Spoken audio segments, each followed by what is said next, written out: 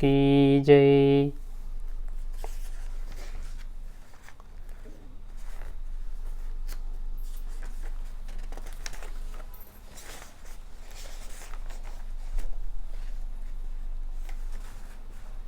సాయిరామ్.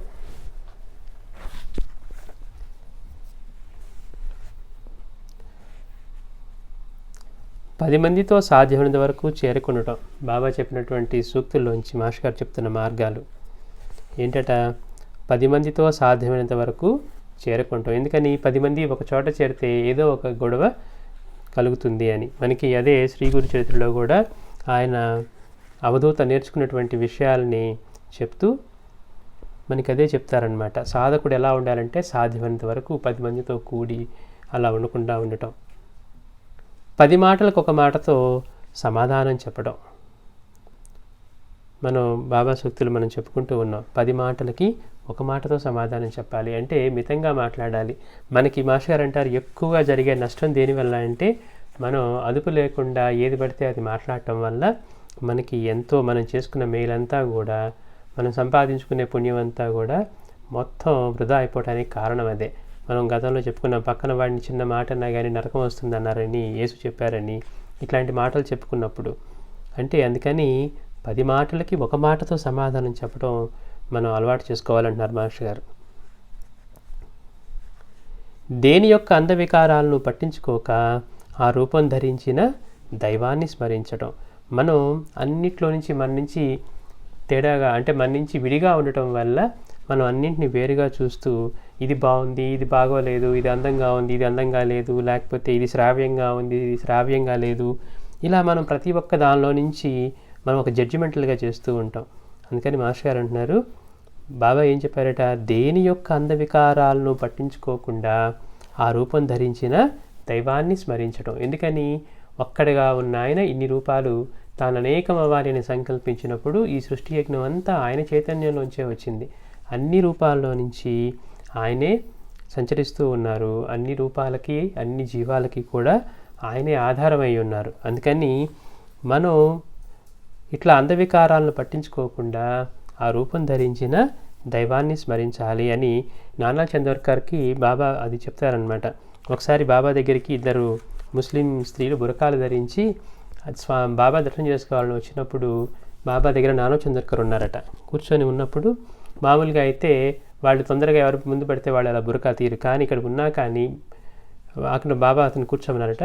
వాళ్ళిద్దరూ వచ్చి వాళ్ళు బాబాకి ఆ గౌరవాన్ని చాటుకుంటూ వాళ్ళు బురకాలు తీసి ఆయనకి నమస్కారం చేసుకుంటూ ఉన్నప్పుడు వాళ్ళలో ఒక ఆవిడ చాలా అందంగా ఉన్నారట. అందంగా ఉండగానే ఇతని మనసులో ఏదో ఆలోచన కలిగింది. వెంటనే బాబా ఏం చేశారు? నానా చంద్రకర్ని గట్టిగా ఒకటి చరిచారట. ఒక్కసారిగా అతని సెన్సెస్లోకి వచ్చేసాడు. అంటే ఎందుకని? వెంటనే అతనికి ఆశ్చర్యం వేసింది. బాబా సన్నిధిలో ఉన్నా కూడా మన బలహీనతలు ఇలా పనిచేస్తూ ఉంటే ఇక మనం విడిగా ఉంటే మన పరిస్థితి ఏంటి అని అడిగినప్పుడు అప్పుడు బాబా చెప్పారు, ఇంద్రియాలు వాటి మీదకి వెళ్ళినప్పుడు అలా కోరికలు కలుగుతాయి. అందుకని దేని యొక్క అందవికారాలని పట్టించుకోకుండా ఆ రూపం ధరించిన దైవాన్ని స్మరించడం. ఆలయంలో కంటే కూడా ఆలయంలో ఉన్న దైవాన్ని చూస్తున్నట్టుగా మనం దేన్ని అందవికారాలను పట్టించుకోకుండా ఆ రూపాన్ని ధరించిన దైవాన్ని స్మరించాలి అని బాబా నానాచంద్ర గారు చెప్తూ మనందరికీ చెప్తూ ఉన్నారు. అట్లా ఆ స్మరణ యొక్క బలాన్ని సహాయంగా తీసుకొని కీచులాటకు, వంతులకు, పోటీలకు పోకపోవడం.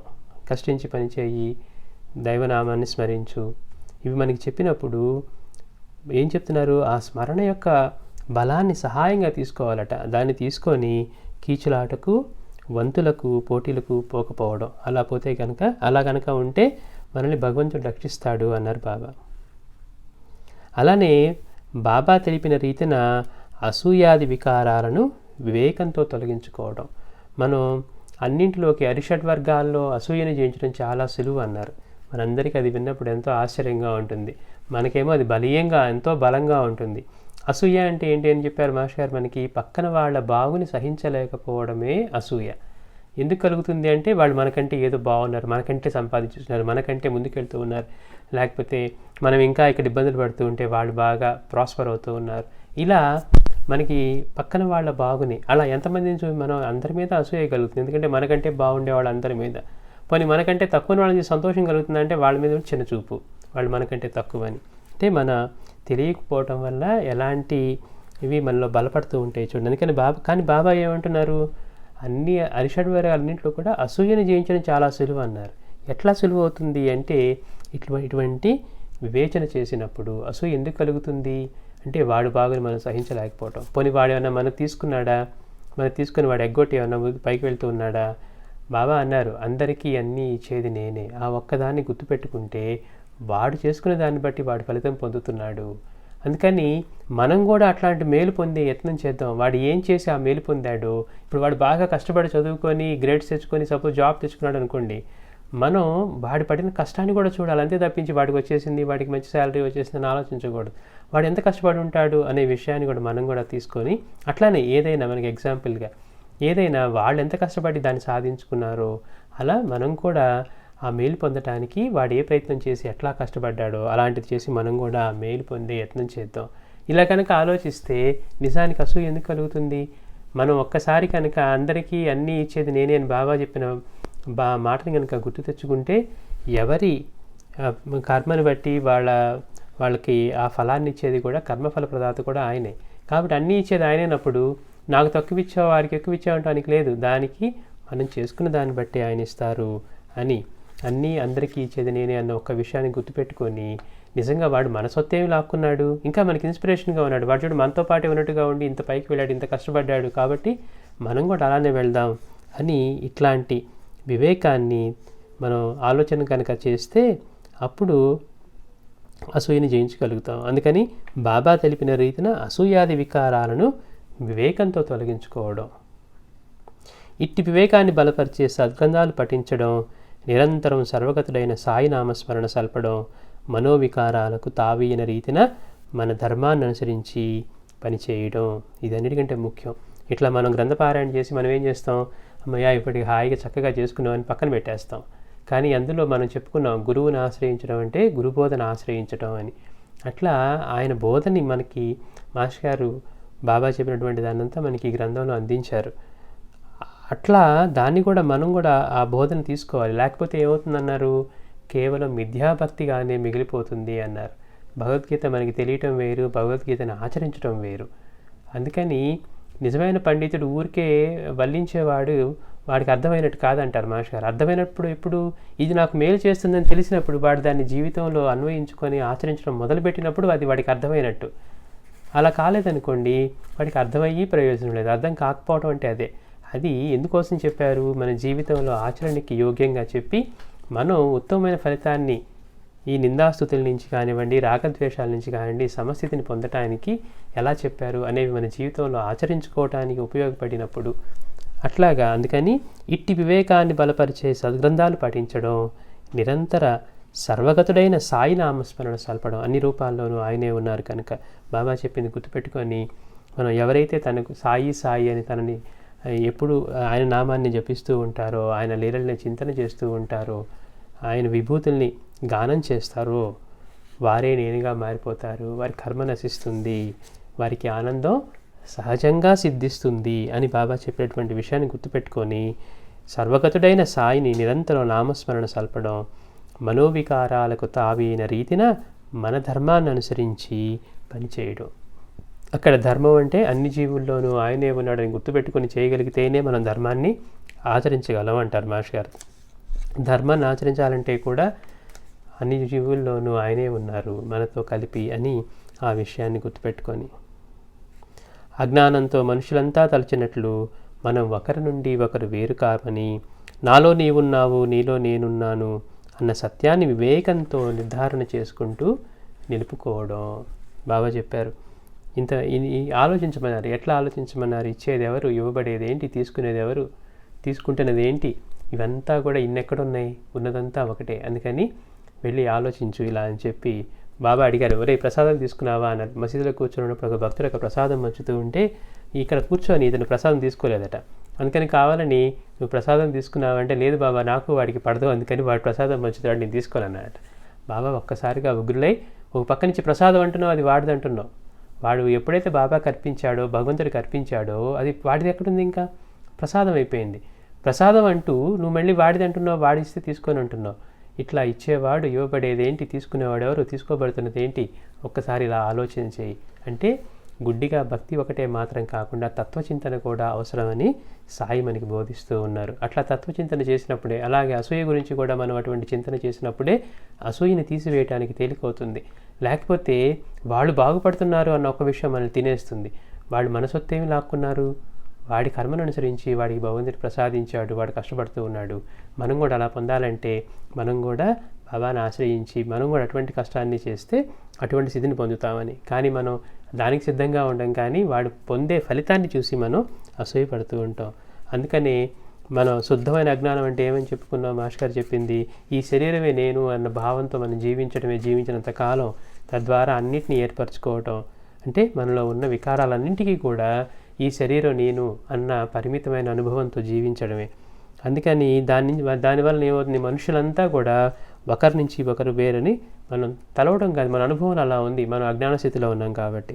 అందుకని అజ్ఞానంతో మనుషులంతా తలచినట్లు మనం ఒకరి నుంచి ఒకరు వేరు కామని. ఎందుకని అందరిలోనూ అదే చైతన్యం ఉన్నప్పుడు, ఇప్పుడు 4 గిన్నెల్లోకి నీళ్లు తీసుకున్నాం అనుకోండి, ఒకే పాత్రలోవి 4 ఉన్నా కానీ అక్కడ ఉన్నది నీరే.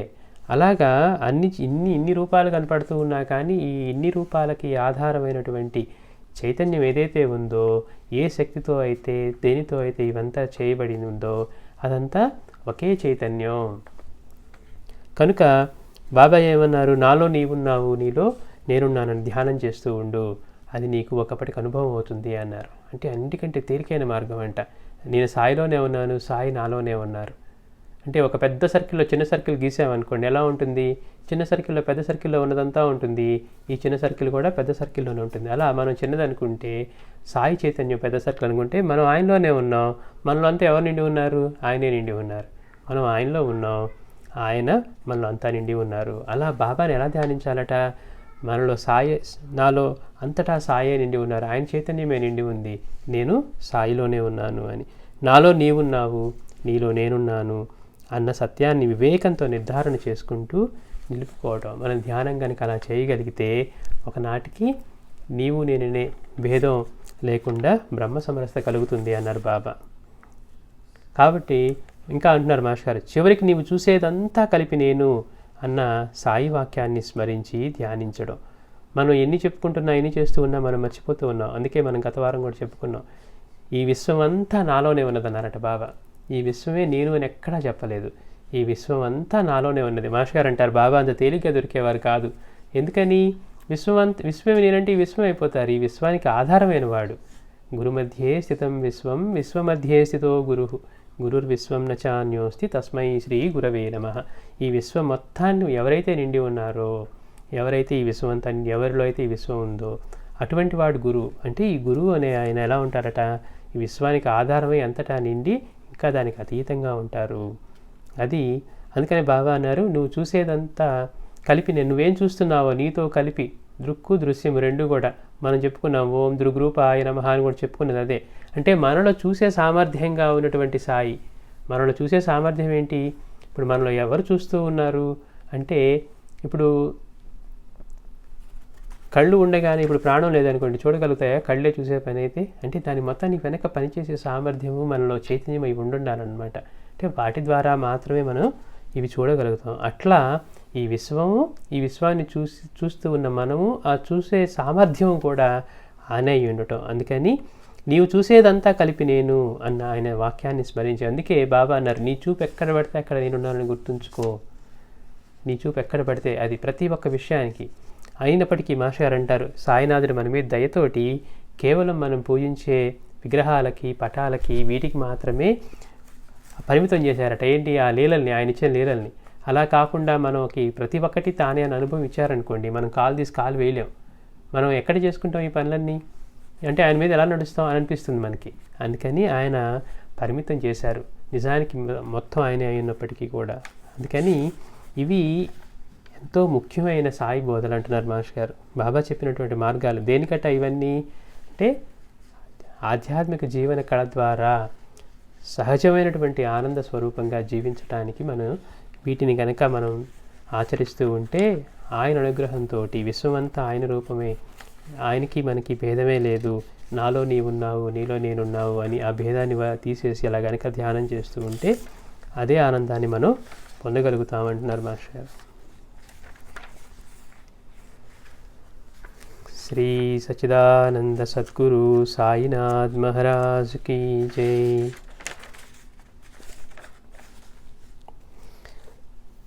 విజయదశమి రోజున బాబా యొక్క మహాసమాధి రోజు కనుక మనం దాన్ని ఈరోజు స్మరించుకుందాం.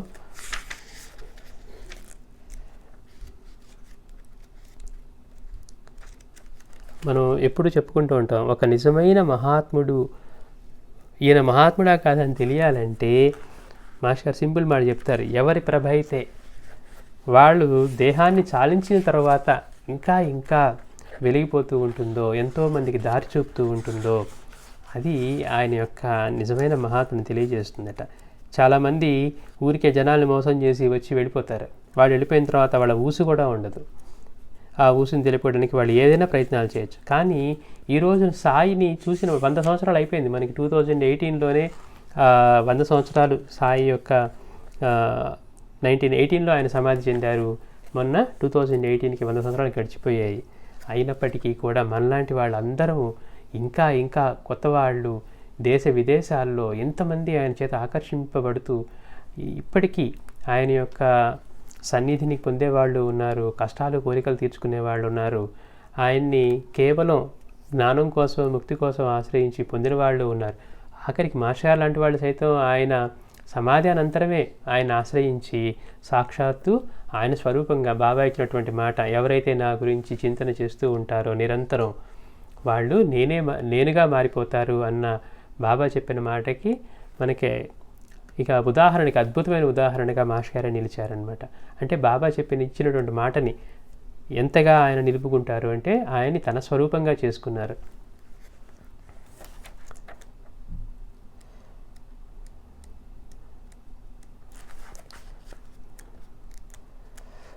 మహాత్ములు అంటే నిజానికి మరణాన్ని జయించిన వాళ్ళు. అంటే మనం చెప్పుకుంటూ ఎన్నోసార్లు చెప్పుకున్నాం,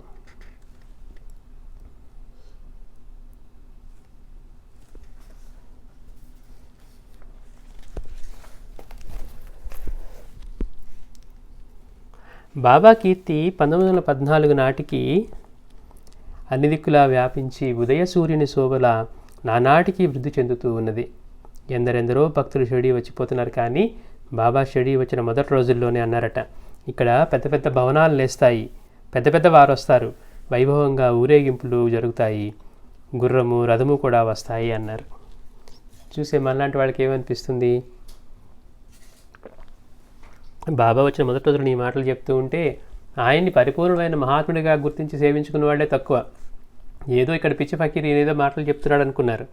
కానీ బాబా వచ్చిన మొదటి రోజున చెప్పారట, ఇక్కడ పెద్ద పెద్ద భవనాలు లేస్తాయి, పెద్ద పెద్ద వారు వస్తారు, వైభవంగా ఊరేగింపులు జరుగుతాయి, గుర్రము రథము కూడా వస్తాయి అన్నారు.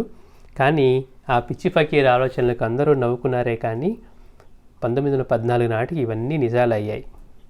ఒకరోజు జోగ్ భార్యకు ఊరి బయట ఉన్న వేప చెట్టు ప్రక్కన ఉన్న జాగా చూపి, ఇది మా స్థలం, ఇక్కడ ఒక భవనం లేస్తుంది, మేము అక్కడే ఉంటాం, పెద్దలు నన్ను అక్కడే కనిపెట్టుకొని సేవలు చేస్తారు అన్నారు. మనం అనుకున్నాం, ఎప్పుడు బాబా ఏ ఒక్క మాట చెప్పినా కానీ భవిష్యత్ అంతా జరగబోయేది మొత్తం తెలిసి చెప్తారని. చిన్న చిన్న బలిలీల దగ్గర నుంచి అంటే ఎంత పర్ఫెక్ట్గా జరగబోతోంది. లేకపోతే ఒక భక్తుడికి ఊది, నీకు వెళ్ళేటప్పుడు రైల్లో ఇలా మాట్లాడిన భక్తుడికి ఊది ఇవ్వు అని ఊది పొట్లం ఇచ్చినప్పటి దగ్గర నుంచి, అలానే మహల్సాపతి ఆ రోజు ఇంటికి వచ్చేటప్పుడు బాబా దగ్గరికి వచ్చేటప్పుడు నువ్వు రాత్రి వచ్చేటప్పుడు కూడా లాంతర తెచ్చుకో అని, లేకపోతే నువ్వు ఎవరైనా ఇంటికి వెళ్ళేటప్పుడు దారిలో నీకు 2 పావులు ఎదురవుతాయి అని బాబా చెప్పడం. అంటే ఎంత సూక్ష్మంగా ప్రతి ఒక్కటి ఆయన తెలిసి ఎంత సూక్ష్మంగా కర్మసూత్రం ఉంటుందో దానికి తగ్గట్టుగా చెప్తున్నారంటే ఆయన మాట ఏది చెప్పినా కానీ అంత పర్ఫెక్ట్గా తెలిసి చెప్తారు. అలాగే ఇప్పుడు బాబా చెప్పినటువంటి మాటలు ఇక్కడ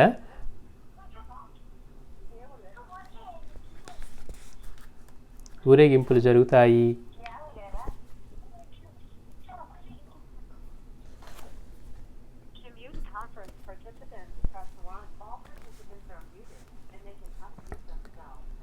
ఇలా పెద్ద పెద్ద ఊరేగింపులు జరుగుతాయి, గుర్రము రథము కూడా వస్తాయని చెప్పారు.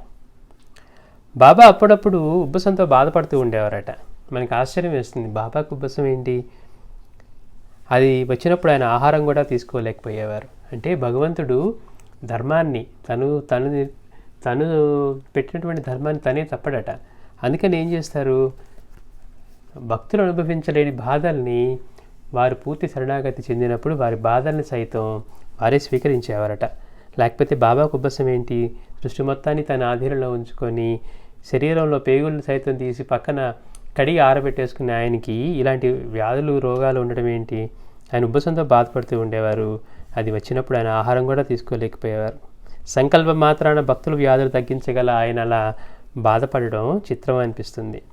అనుభవించి తీరవలసిన కర్మఫలాన్ని భక్తులు అనుభవించలేనప్పుడు వారి జబ్బులు ఆయన స్వీకరించేవారు. చూడండి ఎంత మేలు చేస్తారు. అంటే నిజానికి ఆయన పూజ చేయడం వల్ల మనకే మేలు తప్పించి ఆయనకే మేలు. ఆయన ఇంకా మన దగ్గర నుంచి అన్నీ ఈ కష్టాలు ఇవన్నీ కూడా మన నుంచి ఆయన స్వీకరిస్తూ ఉన్నారు. అంటే మనం చాలా గొప్ప భక్తులమండి అని మనం గొప్పగా చెప్పుకుంటూ ఉంటాం. అందుకే ధూమాల్ లాంటి వాళ్ళు అంటారు, నిజంగా నాకు సాయి పట్ల భక్తి ఉండడం గొప్ప విశేషం ఏముంది, నాకు ఆయనకి దానివల్ల ఒరిగేది ఏమీ లేదు, నిజానికి ఆయన అనుగ్రహం మనం పొందుతున్నాము అని.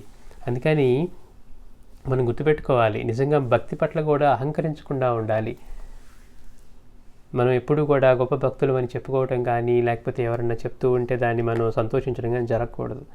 ఇట్లా ఎందుకని, దానివల్ల ఆయనకేం ఫలితం లేదు. మనం ఆ భక్తి ద్వారా ఆయన నుంచి శరణు పొంది మనమే మేలు పొందుతూ ఉన్నాం. అందుకని భక్తులు అనుభవించి తీరవలసిన కర్మఫలాన్ని భక్తులు అనుభవించలేనప్పుడు వారి జబ్బులు కూడా ఆయనే స్వీకరించేవారు. భక్తులపై తమకు గల ప్రేమను వారికి అలా తెలిపి వారి భక్తి శ్రద్ధలను బలపరిచి ఆయన ఉద్ధరిస్తారు. చూడండి ఎందుకు చేసేవారు బాబా, వాళ్ళు అనుభవించడని ఆయన అనుభవిస్తూ ఆయన స్వీకరించి తీసుకొని మళ్ళీ వాళ్ళపైన తనకు గల ప్రేమను వారికి అలా తెలిపి వారి భక్తి శ్రద్ధల్ని బలపరిచి ఆయన ఉద్ధరిస్తారు.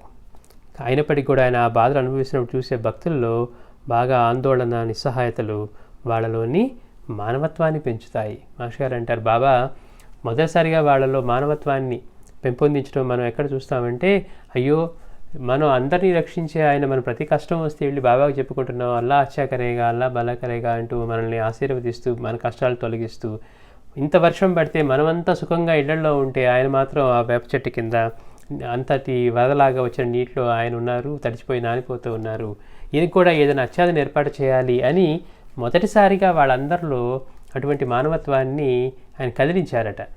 అప్పుడు వాళ్ళందరూ వెళ్ళి బాబాని, బాబా మాకు మేలు చేసే మీరు ఇలా నీళ్ళల్లో ఉండితే మేము తట్టుకోలేము, ఎండకి వానకి తడుస్తూ ఉన్నారు మీరు, కాబట్టి మీరు ఎక్కడన్నా కూర్చుంటే బాగుంటుందని ఆయన ఒప్పుకోకపోయినప్పటికీ కూడా ఆయన చేతులు పట్టుకొని తీసుకువెళ్ళి మసీదులో కూర్చోబెట్టారు అంటారు మాస్టర్ గారు. అంటే మొదటిసారిగా వాళ్ళలో అటువంటి ఆలోచన, అట్లా మానవత్వాన్ని, అట్లా ఆయన ప్రేమ ద్వారా వాళ్ళకి వాళ్ళలోని అటువంటి మానవత్వాన్ని, ఆయన పట్ల ప్రేమని, వీటిని ఉద్ధరిస్తారు.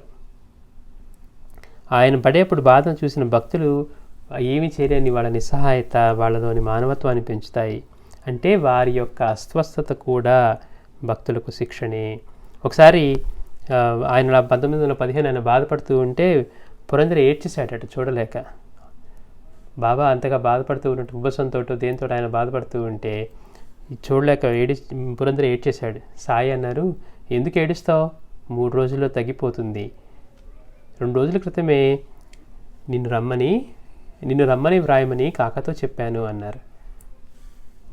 నిజానికి అతను వ్రాసే లోపలే నీవు వ్రాయొద్దు, అతడే వస్తున్నాడు అన్నారు బాబా. సరిగ్గా అప్పుడే పురందరే హృదయంలో షిరిడీ వెళ్ళాలన్న ప్రేరణ కలిగింది. ఆ తర్వాత ఆయన చెప్పినట్లే ఆ బాధ అంతా తొలగిపోయింది.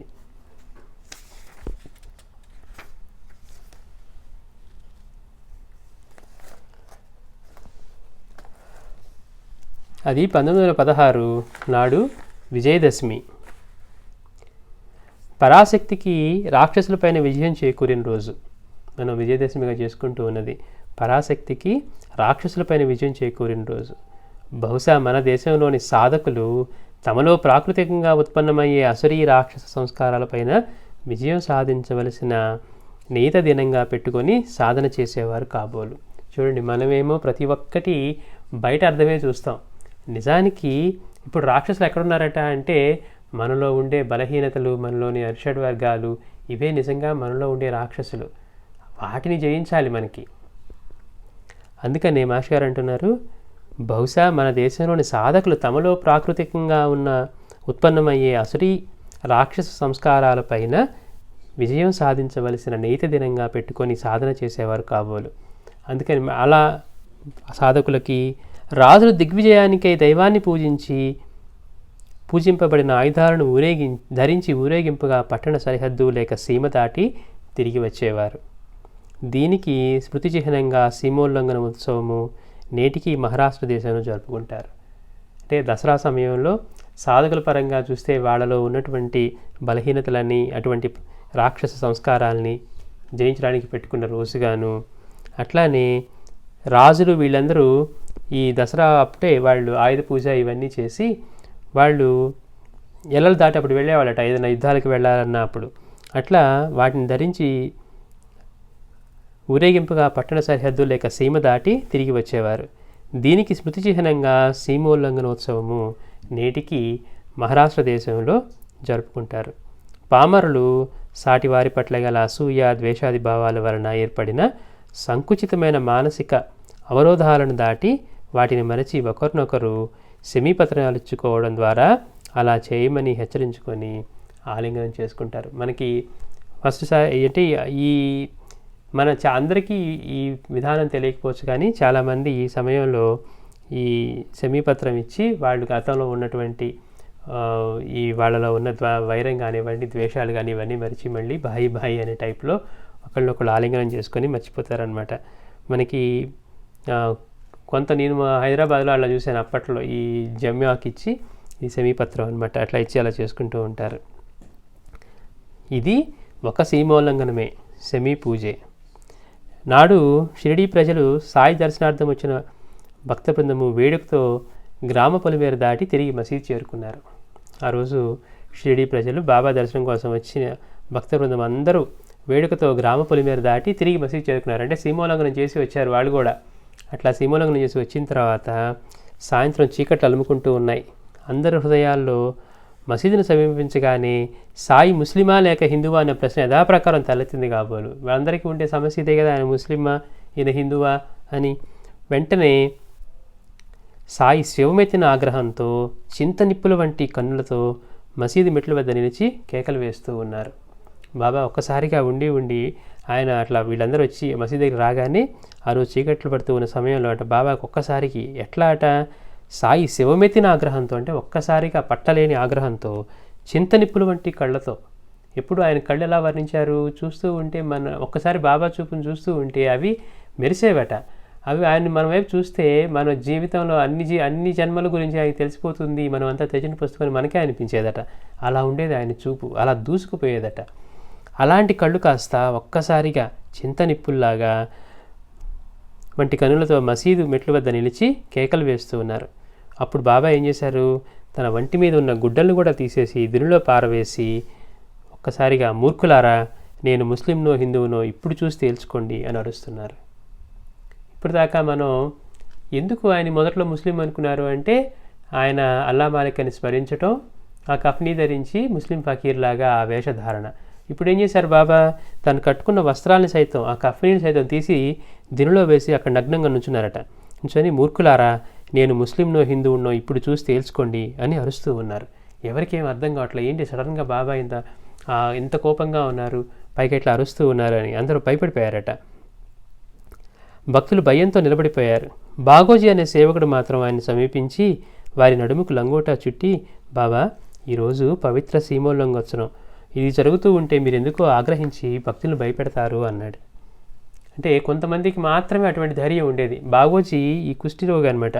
అతనికి కుష్ఠరోగంతో ఉన్నప్పుడు ఎవరు పట్టించుకున్నప్పుడు బాబా స్వయంగా అతనికి సేవ చేసి అతన్ని బాగు చేశారనమాట. ఇంకా అప్పటి నుంచి అతను బాబా దగ్గరే ఉండి మసీదులో సేవలు చేస్తూ ఉండేవారు. ఇంకా అతను ధైర్యం చేసి వెళ్ళి బాబా నడుముకి లంగోటి చుట్టారు. ఎందుకంటే ఆయన కఫ్ని అవన్నీ తీసి దునిలో పారేశారు కదా, నగ్నంగా నుంచి అరుస్తున్నారట బాబా, మూర్ఖులారా ఇప్పుడు చూసి తేల్చుకోండి, నేను ముస్లింనా హిందువునా, అంటే మీరు ఇంకా కొట్టుకుంటూ ఉన్నారు కదా నేను ముస్లింనా హిందువునా అని, ఇప్పుడు తేల్చుకోండి అని పెద్దగా అరిచారట. ఇతను మాత్రం బాబా దగ్గరికి చేరి ఆయన నడుముకు లంగోటా చుట్టి, బాబా ఈరోజు పవిత్ర దినం, పవిత్రమైనటువంటి సీమోల్లంఘోత్సవం, ఇది జరుగుతూ ఉంటే మీరు ఇంత మీరు ఆగ్రహించి భక్తులు భయపెడతారు ఎందుకని అని అడిగితే, అప్పుడు సాయి శాంతించక, అవును ఈ దినమే నా సీమోల్లంఘనం అని కేకలేశారు. అయినా కానీ బాబా శాంతించలేదట. శాంతించకుండా ఆయన ఈ దినమే నా సీమోల్లంఘనం అని కేకలు వేశారు. చూడండి బాబా ఏమంటున్నారు, ఈ దినమే నా సీమోల్లంఘనం అంటూ ఉన్నారు. అదేంటి, ఆయన సీమోల్లంఘనం ఏంటి?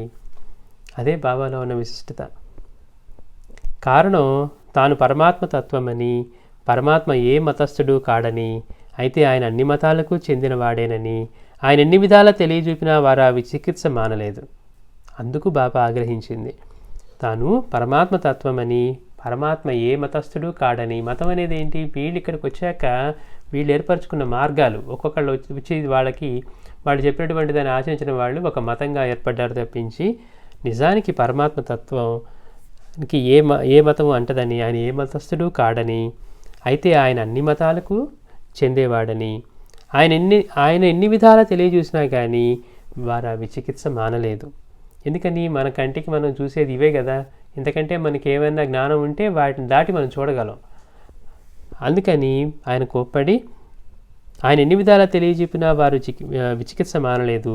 తన మతము కబీర్ అని, తన కులము భగవంతుడు అంటే పర్వద్దరిగిరుడని ఎంత చెప్పినా వారు వినరాయే. మనం మొదట్లో చూస్తాం, ఒక న్యాయవాది వచ్చినప్పుడు ఒక దొంగ తన దగ్గర దొరికిన వస్తువు తనకి బాబా ఇచ్చారని చెప్పాడు. చూడండి, ఈ బాబా పేరు చేస్తే తప్పించుకోవచ్చు మనం అని. సరే, వీళ్ళు కోర్టు బాబాకి సమన్లు ఇచ్చింది, మీరు కోర్టుకు రావాలని. అప్పుడు బాబా భక్తులందరూ వీళ్ళు అర్జీ పెట్టుకున్నారు, ఆయన మహాత్ముడు అని పెట్టుకొని, అంతకైతే మీరే వచ్చి విచారించండి అంటే, అప్పుడు కోర్టు న్యాయవాదిని పంపించి అడిగినప్పుడు బాబాని అడిగారు, మీ పేరేంటంటే, వీరంతా నన్ను సాయిబాబా అన్నారు. మీ తండ్రి పేరు అంటే అది సాయిబాబే. ఎందుకని? నిజానికి ఆయన తప్పించి అన్యంగా లేనే లేదు. అందుకని వీరంతా నన్ను సాయిబాబా అంటారు అన్నారు. అలాగే నా తండ్రి పేరు కూడా సాయిబాబా అని అన్నారు. మీ మతం అంటే కబీర్ అన్నారు. ఎందుకని? కబీరు హిందూ ముస్లిం ఈ ధర్మాలు రెండింటికి కూడా మత సామరస్యాన్ని స్థాపించడానికి పాటుపడినవాడు. అందుకని ఈయన కూడా నా మతం కబీర్ అన్నారు. అట్లానే తన కులము అంటే భగవంతుడు అని అని పర్వర్దరిగిర్ అన్నారు. మీ కులం అంటే మిమ్మల్ని ఎన్ని చెప్పినా కానీ వినలేదాయే. అందుకేనేమో బాబా అంతగా కోపించి పెద్దగా అరిచారు. ఇంత గమనించాక కూడా కొందరు వారికి ముస్లిం సాంప్రదాయం ప్రకారం సుంతి చేయబడినదని, కొందరానికి సుంతి జరగలేదని నిశ్చయించారు. అంటే ఈ ముస్లిం దానిలో వీళ్ళకి సుంతి అనేది చేస్తారనమాట. అది కూడా వీళ్ళకి జరిగింది. అందుకని ఆయన అక్కడ నగ్నంగా నించున్నారు కదా, వీళ్ళు అలా కొంతమంది అనుకున్నారండి ఈయనకి ఆ సాంప్రదాయం ప్రకారం సుంతి చేయబడిందని, కొంతమంది ఏమో చేయలేదని. ఇరుపక్షాల వారు కలిసైనా ఆయనకి చెప్పదలసిన సత్యాన్ని గ్రహించలేదు. బాహ్యంగా సీమను దాటారేమో కానీ ఆంతరంగంలో వారు సీమలు దాటలేదు. బాహ్యంగా సీమలు దాటినట్టుగా కనపడుతూ ఉన్నా కానీ అంతరంగంలో మాత్రం వీళ్ళు ఏ సీమను దాటలేదు. కులము, మతము ఇవే కొట్టుకుంటూ ఉన్నారనమాట. అందుకనే ఎప్పుడు కూడా బాహ్యంగా కంటే మనం ఆంతర్యంలో పాటించే నియమాలు కానీ అవే మనకి ముఖ్యం. వీళ్ళు ఈ ఎల్లలు ఇంకా దాటలేదన్నమాట. బాహ్యంగా సీమ దాటారేమో కానీ అంతరంగంలో మాత్రం వాళ్ళు సీమలు దాటలేదు.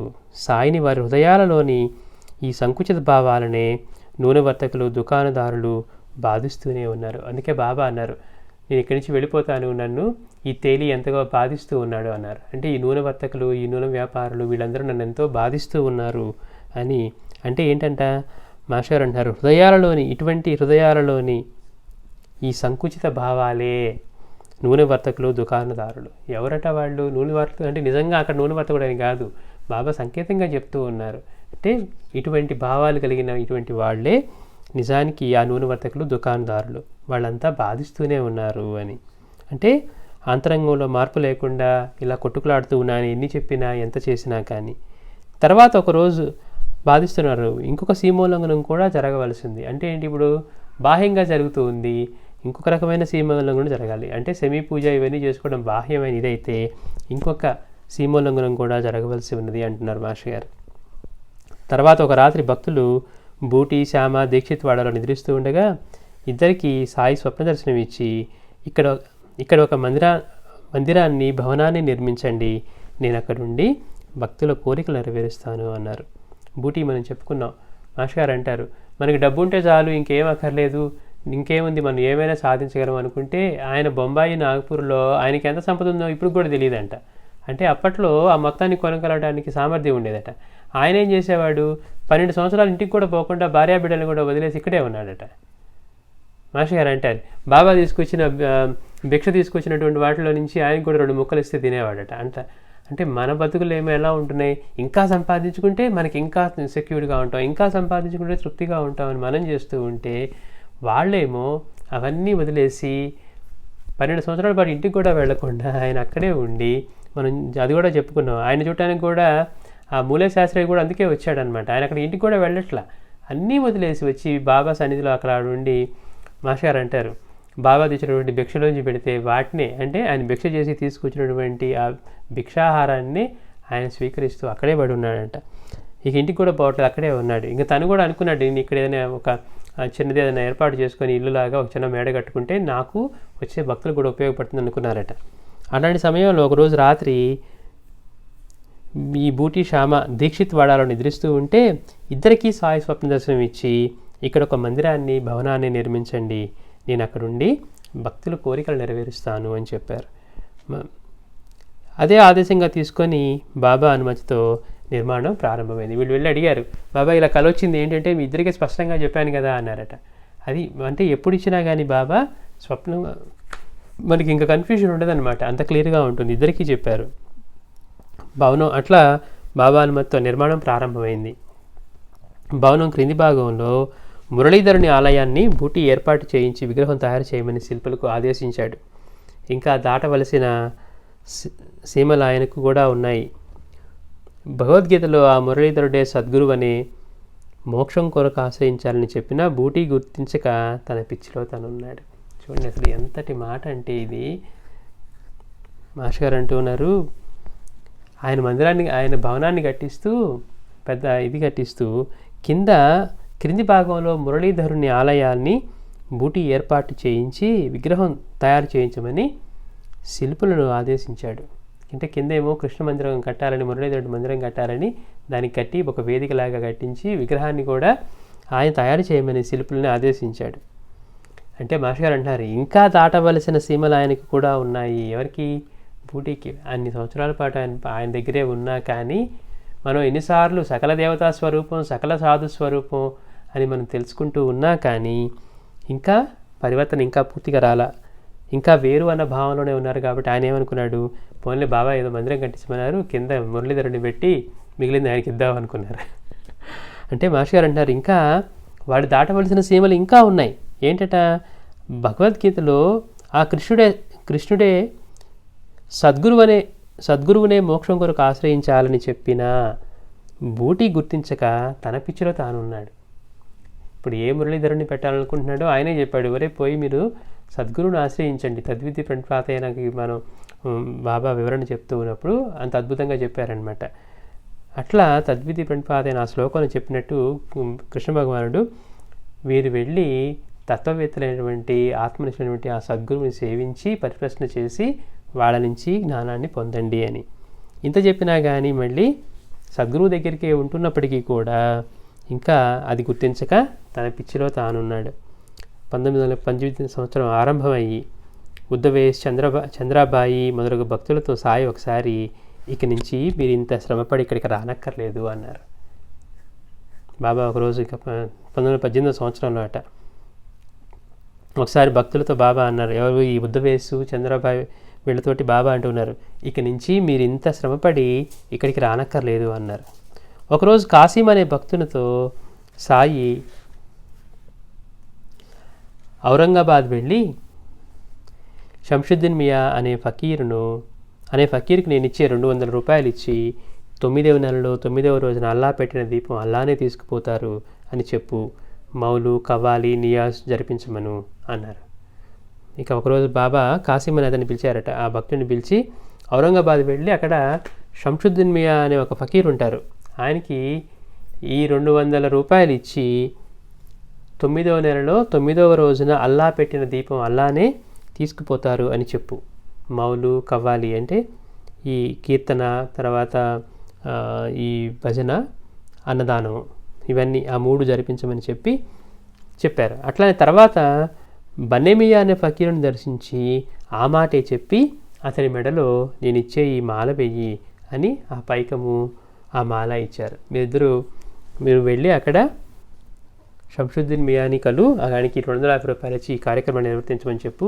పైగా దానికి మెసేజ్ చెప్తున్నారు, 9వ నెలలో 9వ రోజున అల్లా పెట్టిన దీపం అలానే తీసుకుపోతారు అని ఆయనకి చెప్పు. ఈ బన్నేమియా దగ్గరికి వెళ్ళి ఆయన మెడలో నేను ఇచ్చే మాల వెయ్యి అని చెప్పారట. అని చెప్పి ఆ డబ్బులను మాల ఇచ్చి అతన్ని పంపించారు. కాసిం, చోటే ఖాన్, అమీర్ వీళ్ళు ముగ్గురు కూడా ఔరంగాబాద్ చేరేసరికి రైలు స్టేషన్కి ఒక ఫకీర్ వచ్చి, ఔరంగాబాద్ వెళ్ళడం కదా షంషుద్దీన్ మియా కోసం, అక్కడికి వెళ్ళేసరికి అక్కడికే ఒక ఫకీర్ వచ్చారట. వచ్చి ఆ పెట్టెల దగ్గర షిరిడి సాయి ఫకీర్ వద్ద నుండి వచ్చిన వారెవరు అని ఆయనే అరుస్తూ ఉన్నాడు. షంషుద్దీన్ మియానే వచ్చేసి ఆ ఫకీరే వచ్చి షిరిడిలో సాయినాథుడి దగ్గర నుంచి వచ్చినటువంటి వాళ్ళు ఎవరు అని చెప్పి ఆ రైలు పెట్టెల దగ్గర ఆయనే అరుస్తూ ఉన్నాడట. అతడే షంషుద్దీన్ అని తెలిసి నమస్కరించిన ఆగంతుకులతో ఆ ఫకీర్ సాయి సందేశాన్ని తానే యథాతథంగా వల్లించేశాడు. చూడండి గమ్మత్తు. బాబా వీళ్ళకి నువ్వు వెళ్ళి 9వ నెలలో 9వ రోజున అల్లా పెట్టిన దీపం అల్లానే తీసుకుపోతారు అని సందేశాన్ని అందించమని చెప్తే ఆయన వచ్చి ఇక్కడికి ఆ మాట ఆయనే చెప్పారట. అంటే వాళ్ళిద్దరి ఆంతర్యం కూడా ఒకటే అని. ముగ్గురిని ఇంటికి తీసుకువెళ్ళి ఆతిథ్యం ఇచ్చి నాటి రాత్రి మౌలు కవ్వాలి అంటే సంకీర్తన, భజన జరిపించి పేదలకు అన్నదానం అంటే నియాజ్ జరిపించాడు షంషుద్దీన్. మరుసటి ఉదయం మీరు వెళ్ళేసరికి బన్నేమియా ఫకీర్ యోగ సమాధిలో ఒక చేయి ఆకాశం వైపు చాచి రెండవ చేయి క్రిందకు చాపి కన్నార్పక నిల్చొని చూస్తూ ఉన్నారు. ఈయన దగ్గర అయిపోయిన తర్వాత ఆ రెండో ఫకీర్ దగ్గరికి వెళ్ళారు. ఆ బన్నేమియా దగ్గరికి వెళ్తే ఆయన ఎలా ఉన్నారట, ఆయన తీవ్రమైన ధ్యానంలో యోగ సమాధిలో ఉండి ఒక చేయి ఆకాశం వైపు పెట్టి రెండో చేయి క్రిందకు చాపి కన్నార్పక నిల్చొనే ఉన్నారట. మనం ఆశ్చర్యపోతాం అనమాట. వీళ్ళు అటువంటి స్థితిలో వాళ్ళు కన్నార్పటం కానీ చూడటం కానీ ఇవే ఉండవు. ఇలానే మనకి గుంటూరు దగ్గర చీరాల స్వామి అని ఒక గొప్ప అవధూత ఉండేవారు. ఆయన అందరూ బోధకాల స్వామి అనేవారట. ఆయన్ని చూసి వీళ్ళందరూ ఎలా ఉండేవారు, జుట్టంతా జడలు కట్టేసి బోధకాలు, ఎప్పుడు చూస్తానికి ఆయన తిన్నవి ఏమైనా ఉంటే ఆ గడ్డానికి ఆనుకొని మెతుకులు ఇవంతా కళ్ళు పుసిలు కట్టి ఉండేవట. వర్షం పడుతూ ఉంటే ఆయన కళ్ళు తెరిచి అలా చూస్తే పెద్ద పెద్ద వర్షపు చుక్కలు కంటిలో పడగానే కన్ను మూసేవారు కాదట. అంటే కంటి రెప్ప కూడా వేసేవారు కాదట. ఎట్లా ఉంటుంది వాళ్ళ స్థితి అంటే అది చూస్తానికి. ఆయన మళ్ళీ ఎప్పుడు చూసినా కానీ వెళ్ళి ఆ మురికి కాలువల పక్కన ఈ గేదెలంతా ఇట్లా పాడు చేసిన చోట అట్లా ఉన్నా కానీ, పేడ వేసిన చోట అట్లా ఉన్నా కానీ, ఆ పక్కన మురికిలో ఆయన పక్కన పడుకొని వేసి వచ్చినా కానీ ఎప్పుడు ఆయన దగ్గరికి వెళ్ళి కూర్చున్న వాళ్ళకి ఆయన దగ్గర నుంచి సువాసనలు వస్తూ ఉండేయట. ఆయన సువాసన స్వామి అని కూడా అనేవారని. చూస్తానికి ఏమో ఎలా ఉన్నారు, ఆయన పిచ్చివాడిలాగా అలా ఉన్నారు. బాబాలాగా ఆయన కూడా ఒక్కోసారి ఖండయోగం చేసేవారట. ఆ రైలు గేట్ దగ్గర అక్కడ శరీరం ముక్కలుగా పడి ఉండేదట. అంటే ఎట్లా ఉంటుంది చూడండి ఎంత గొప్పగా. అంటే వాళ్ళ యోగ సమాధి స్థితి ఎలా ఉంటుందంటే ఆ తెరిచిన కళ్ళు కూడా ముయ్యకుండా ఆయన పైకి ఒక చెయ్యి అలా పైకి పెట్టి అలానే ఉన్నారు. అంటే మనకి ఇటువంటి స్థితులు ఉంటాయని కూడా తెలియదు. అలాంటి మహాత్ముని చూస్తే తప్పించి మనకి తెలియదు అనమాట. మాష్ గారు ఆయన గొప్పగా చెప్పారు కాబట్టి ఆయన చీరాల స్వామిని తెలిసింది, కానీ లేకపోతే ఈయన పిచ్చివాడని అనుకునేవారు ఈ చీరాల స్వామిని కూడా. అట్లా నేను నుంచున్నారు. సరే మరి బాబా ఏం చెప్పారు, అక్కడికి వెళ్ళి ఆయనకి ఆ మెడలో మాల వేయమన్నారు. పోనీ ఈయన కదిలిస్తే ఈయనేమో అంతర్ముఖులై యోగ సమాధిలో ఉన్నారు అంటే ఆయన భక్తులు అంటున్నారు ఆయన కదిలించకండి, ఆయన కోప్పడతారు అని. ఆ స్థితిలో వారిని పలకరిస్తే ఆగ్రహించి దండిస్తారని అక్కడున్న అరబ్బులు ఆగంతుకులతో చెప్పారు. ఈ వెళ్ళిన వాళ్ళ ముగ్గురితోటి. కొంతసేపు వేచి చూసి చోటే ఖాన్ శ్రీ సాయిని స్మరించి బన్నేమియా మెడలో సాయి పంపిన మాల వేశాడు. మరుక్షణమే ఆ మహనీయుడు యోగ సమాధి నుండి మేల్కొని సాయి పంపిన కబురు విని ఆకాశం కేసి చూసి కన్నీరు కార్చారు. మనకు అర్థం కాలేదు 9వ నెలలో 9వ రోజున ఆయన పెట్టిన దీపం ఆయనే తీసుకువెళ్తారు అని. అది చెప్పినప్పుడు ఆయన కళ్ళంబడి నీళ్లు కార్చాడు. అంటే యోగులు సైతం అలాంటి వాటికి తన గురువాజ్ఞను పాటించి ఎంతటి మహనీయుడైన మానవాకారంలో ఉన్న వారికి మాల వేయరాదు అనే సీమను ఉల్లంఘించారు చోటే ఖాన్ కాసింలు. అందుకే వారికి అంతటి భాగ్యాన్ని ప్రసాదించారు సాయి.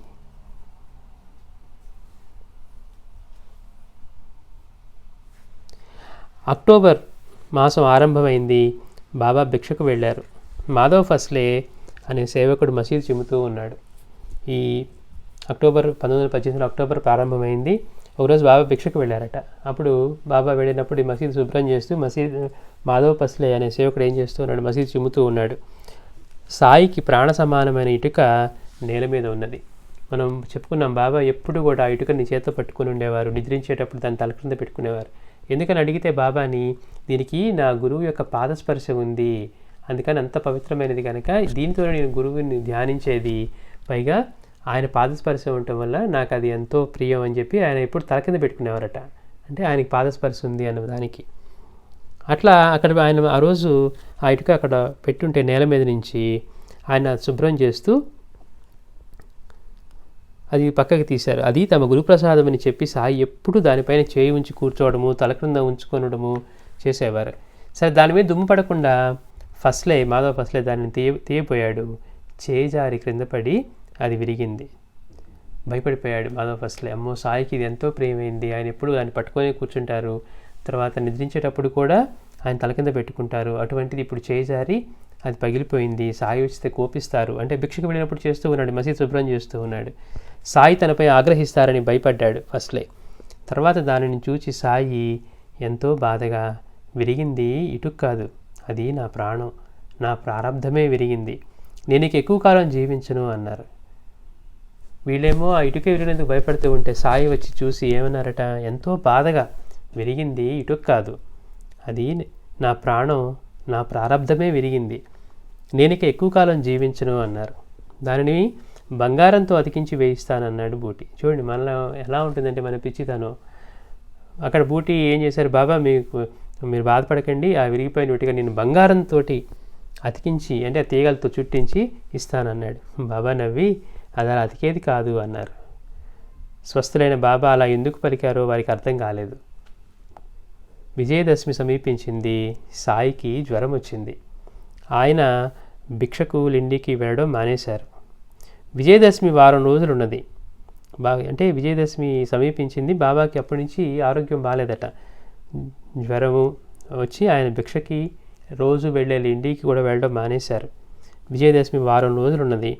ఆ రోజే ప్రారంభించి వాగే అనే భక్తుని చేత రామ విజయం ఒక వారంలో 3 సార్లు చదివించుకొని విన్నారు. బాబా కూడా ఈ రామ విజయం గ్రంథం ఆయన చివరిలో ఆ భక్తుని చేత చదివించుకొని విన్నారట.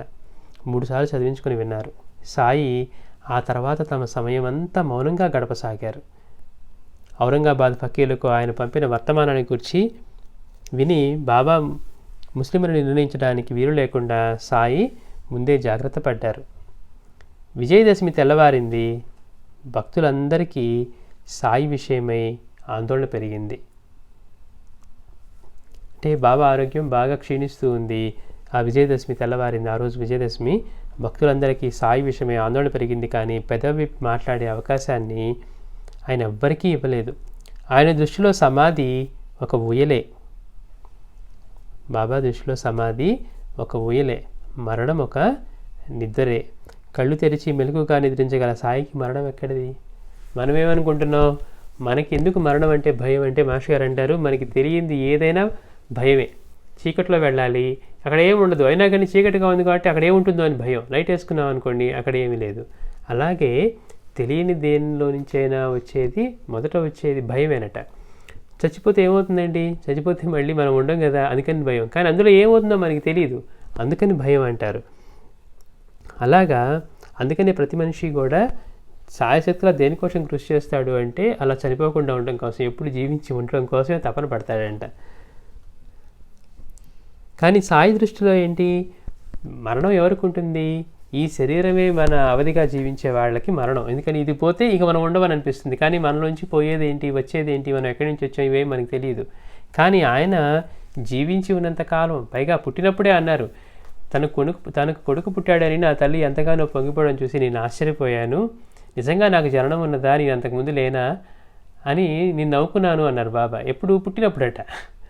పుట్టగానే తల్లి నాకు బిడ్డ పుట్టాడు అని చెప్పి సంతోషపడుతూ ఉంటే, అంటే అప్పటికే ఆయన స్థితిని చెప్తూ ఉన్నారు. అని ఏమంటూ ఉన్నారు, నాకు నిజంగా జననం ఉన్నదా, నేను ఇంతకుముందు లేనా అన్నారు. అంటే ఎప్పుడూ ఉండే పరమాత్మ. మనలాంటి వాళ్ళకి దేహందే మనం పరమావధిగా జీవించేవాళ్ళం. మనకి దేహం లేకపోతే మనం లేము అనే అనుభవంతోనే ఉన్నాం. ఎప్పుడైతే మనం ఈ దేహం నేను కాదు, ఇందులో ఉన్న చైతన్యము, అంతటా ఉన్న చైతన్యము నాలోనూ అదే ఉంది అని మనకి ఎప్పుడైతే అటువంటి అనుభవం కలుగుతుందో అప్పుడు ముక్తిని పొందగలుగుతాం అనమాట. అంటే మనం దేహం అనేది మనకి ఈ దేహ పరిమితితో జీవించినంత కాలం కూడా మనకి మృత్యు అంటే భయమే ఉంటుంది. అందుకనే మాస్టర్ గారు అంటారు, మృత్యువుని జయించిన వాళ్ళే మహాత్ములు. ఎప్పుడు దేహంగా జీవించకుండా అన్ని జీవులు తన స్వరూపంగాను అంతటా తానే అని జీవించిన వాళ్ళకి మరణం ఎలా ఉంటుంది? దేహానికి పరిమితంగా ఉన్నప్పుడే మరణం ఉంటుంది, కానీ దేహం అసలు ఆయన జీవించి ఉన్నప్పుడు ఏ రోజు కూడా ఆయన పదే పదే చెప్తున్నారు, సాయి అంటే ఈ 5.5 అడుగుల శరీరమే అనుకుంటే మీకు అసలు సాయి అంటే తెలియనట్లే, మీరు చూడనట్లే. అన్ని జీవుల రూపాల్లోనూ నేనే సంచరిస్తూ ఉంటాను, నేను తప్పితే అన్యంగా లేదని అంత అనుభవం ఇచ్చిన తర్వాత. అందుకని మాస్టర్ గారు అంటున్నారు, సాయి దృష్టిలో సమాధి అంటే అది ఒక ఊయలే, మరణము ఒక నిద్ర.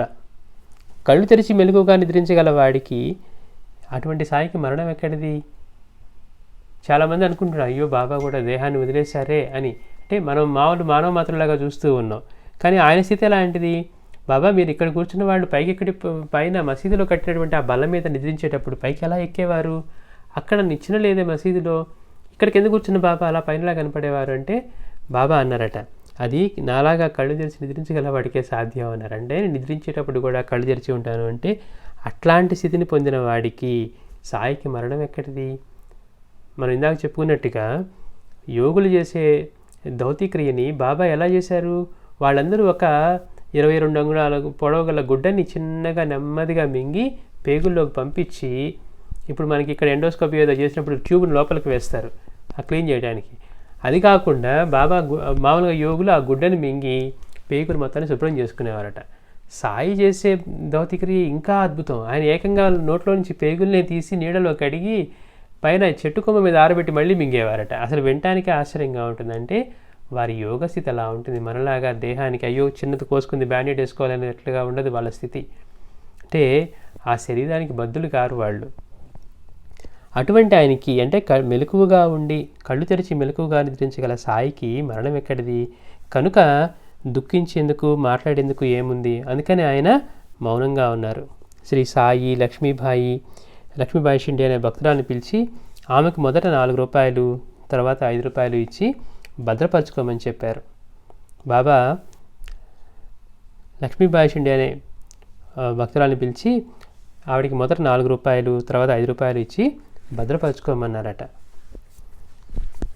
మధ్యాహ్నం హారతి యథావిధిగా జరిగింది. అంటే బాబాని అంతగా ఆవిడ నవవిధ భక్తులతో సేవించినందుకు ఆయన ఆ నవవిధ భక్తులతో సేవించినందుకు ఆయన 9 రూపాయల నాణాలను ఆవిడకి ఇచ్చి భద్రపరచుకోమని చెప్పారట.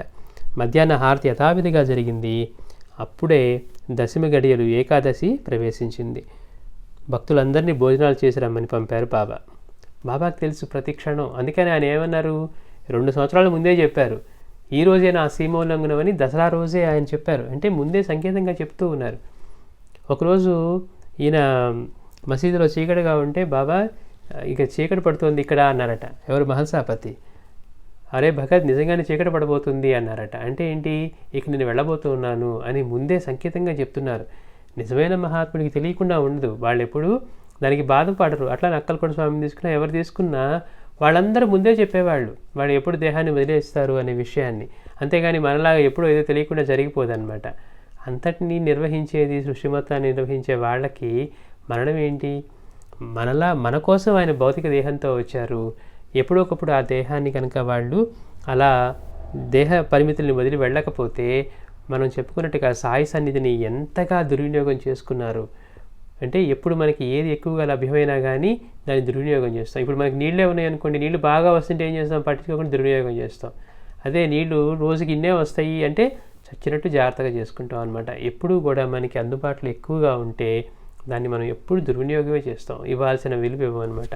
అట్లా సాయి సన్నిధిలో చివరిలో ఆయన దగ్గరికి భక్తులు ఎంతో మంది వచ్చి ఆయనకి మంచి మంచి కానుకలు, నివేదనలు, రకరకాల పిండి వంటలు, మధ్యాహ్నం భోజనానికి వంటకాలు ఇవన్నీ తీసుకొస్తాం. దాంతోపాటు దక్షిణ దండిగా వస్తూ ఉంటే ఆయన పనిచేస్తూ ఉంటే భక్తులు ఆయన నుంచి సాయి నుంచి మనం కూడా అటువంటి స్థితిని పొందాలి, ఆయన ఎప్పుడు చెప్తున్నటువంటి ఆ స్థితిని పొందాలి అని అనుకోకుండా కేవలం ఆ డబ్బులు కొట్టేయాలని అక్కడ ఏదో చిన్న కార్యక్రమాలకి చెప్పకుండానే పెట్టించి, ఇష్టం లేకుండా పెట్టించి, ఇదిగో బాబా దీంతో ఇవ్వు, దీనికి ఇంత ఖర్చు అయింది అని తీసుకునేవారట.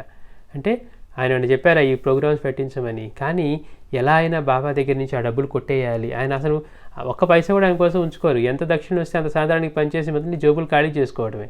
అయినప్పటికీ కూడా వాళ్ళు కొంతమంది భక్తులకి బాబా డబ్బులు ఇచ్చేవారని మనం కూడా అవి కొట్టేయాలని చెప్పి ఆ సన్నిధిని కూడా అంత భయంకరంగా చేస్తూ ఉన్నారు. అందుకని మనం మాస్టర్ గారు అంటారు, మనకి అటువంటి పరిణితి కలగకుండా సద్గురు యొక్క సన్నిధి లభించినా కానీ మనం దుర్వినియోగమే చేసుకుంటాం అన్నమాట.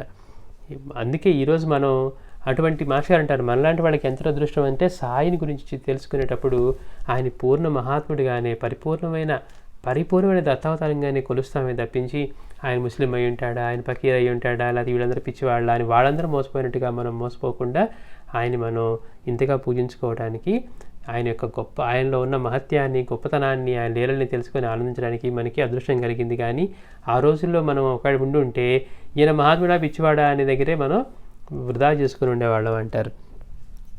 అట్లా ఆ రోజు ఇంకా భక్తులందరినీ బాబా భోజనాలకు పంపించారట. మీరందరూ భోజనాలకు వెళ్ళరండి అని పంపించారు. శ్రీమతి లక్ష్మీబాయి షిండే, బాగోజీ, బయ్యాజీ అప్పాకోతే పాటిల్, బాలా షింపి, నిమోన్కర్లు మాత్రం బాబా చెంతనే ఉండిపోయారు. అప్పుడు సాయి షింపేతో అన్నారట, అబ్దుల్లాను రమ్మను అని పిలిచారట. అతడు పరిగెత్తాడు. కొద్ది నిమిషాలు సాయి అబ్దుల్లా కోసం కాబోలు మసీదు గేటుకేసి చూస్తూ ఉండిపోయారు. మరుక్షణమే అక్కడ వారితో, నాకు ఈ మసీదులో ఉంటే ఏమీ బాగాలేదు, నన్ను ఆ రాతిమేడ అంటే బూటీ కట్టించాడు కదా, బూటీ కట్టించి ఏం చేశాడు, కింద మురళీధరుని ఆలయం కట్టించాలని వేదిక అవన్నీ పెట్టించాడు. ఇంకా విగ్రహ ప్రతిష్ఠ అయితే జరగలేదు. అక్కడికి తీసుకుపోండి, నాకైతే అక్కడ బాగుంటుంది అని అన్నారట బాబా. నాకు ఈ మసీదులో ఉంటే ఏమీ బాగాలేదు, నన్ను ఆ రాతిమేడకు తీసుకుపోండి, బాగుంటుంది అంటూనే సాయి బయ్యాజీ అప్పాకోతే పాటిల్ వైపుకు ఒరిగి కన్నుమూశారు. బాగోజీకి అనుమానం వచ్చి నిమోన్కర్తో చెప్పాడు. అతడు బాబా నోటిలో నీరు పోసి అవి బయటికి వచ్చేయడంతో నిమోన్కర్ సాయి తను చాలించారని గుర్తించి పెద్దగా ఏడవనారంభించాడు. అందరూ గుళ్ళుమన్నారు. క్షణంలో షిర్డీ గ్రామం అంతా కూడా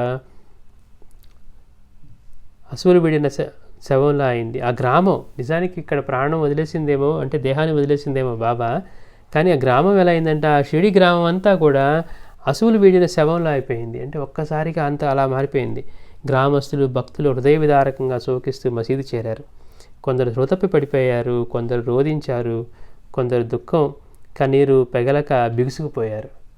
చాలామందిలో చూస్తూ ఉంటాం, అచేతనం అయిపోతారు. అంటే వాళ్ళు స్పందించడానికి కూడా ఒక మొద్దు బారిపోయినట్టుగా అయిపోతుంది అనమాట. ఏం చేయాలో తెలియని స్థితి. ఒక్కొక్కళ్ళు ఒక్కో విధంగా అయిపోయారు. అసలు ఆ షిర్డీ గ్రామమే శవంలా తయారైపోయిందట, ప్రాణాలు పోయిన శవంలాగా. ఏది ఏమైనా బాబా సీమోల్లంఘనం చేశారు అంటున్నారు మాస్టర్ గారు. ఏది ఏమైనప్పటికీ కూడా బాబా సీమోల్లంఘనం చేశారు. అందుకే ఆయన ముందే చెప్పారు, ఈ రోజే నా సీమోల్లంఘనం 2 సంవత్సరాల ముందే బాబా తను ఏ రోజు సీమోల్లంఘనం చేయబోతుంది. అంటే ఇక్కడ సీమలు అంటే ఎల్లలు దాటడం, తన దేహం అనే ఆ పరిమితిని నుంచి ఆయన విశ్వవ్యాప్తమైన చైతన్యంగా ఆయన అక్కడ ఆ విధంగా సీమోల్లంఘనం చేశారనమాట. అంటే మనకేంటి, మన బౌండరీ మనకి ఈ బాడీయే కదా. సాయి అంటే ఇప్పుడు మనందరం ఎలా చూస్తున్నాం, ఆ రూపాన్నే చూస్తూ ఉన్నాం. ఆయన ఎన్నిసార్లు చెప్పినా వరే షిరిడీలో ఉన్న ఈ రూపం కాదురా నేనంటే, నేను ఎప్పుడు ఉండే తత్వం రామాయణ భాగవత కాలాల్లో ఉన్నాను, ఇవన్నీ చెప్తూ ఉన్నా కానీ మనం మళ్ళీ బాబాని చూస్తే ఆ రూపమే అనుకుంటాం. మసీదుకి వెళ్ళి అక్కడ బాబా కూర్చొని లేరనుకోండి, పిచ్చుకారంటే ఆ బాబా లేరంటాం.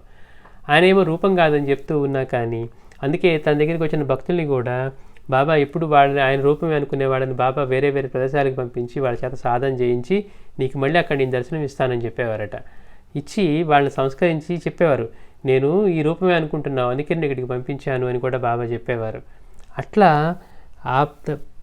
కేవలం సాయి అంటే ఆ శరీరం అనుకునే వాళ్ళందరినీ బాబా అంతగా అలా సంస్కరించేవారు అనమాట.